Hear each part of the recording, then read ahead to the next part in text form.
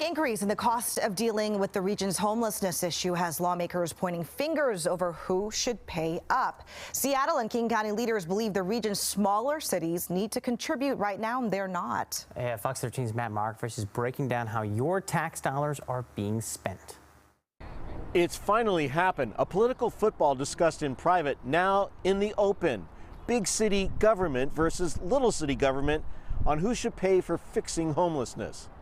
It was bound to happen. The elephant in the room was finally called out. You know, we can't just always just have two fighting parties. That's just the bottom line. Let's just get it out there that we're going to need some help. The Regional Homelessness Authority was created by the elected leaders of Seattle and King County and not a vote of the people. Since its inception 3 years ago, the city of Seattle and King County have been its sole funders, $140 million this year. However, the 38 other cities in the county haven't contributed a dime. Quite frankly, just addressing the elephant in the room. At a governing board meeting of the authority, half of them, the same elected leaders of Seattle and King County that supported the authority's creation, there was a push for the other cities to pay up. Seattle's mayor even calling out other cities' tactics. I'm looking at some of the legislation in our outlying areas where they are by policy saying, go to Seattle. The debate is over a dramatic increase in the authority's budget for next year, adding an additional $90 million, including $15 million for up to 12 day centers for the unsheltered, $20 million for an additional 345 beds of emergency housing, another $20 million for a 55-bed facility to house people with special needs, and $5 million to create 130 safe parking spots for people living in RVs. That pencils out to $38,461 per parking spot.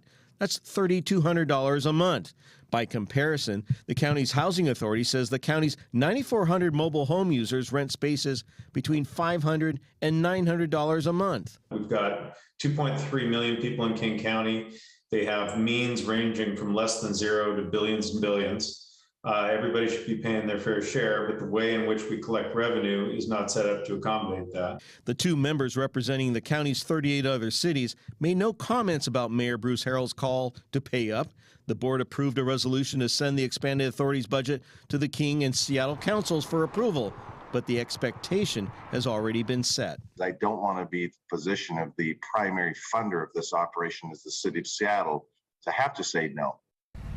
It'll now be up to the Seattle City Council and the King County Council to decide how much of that budget they're willing to pay.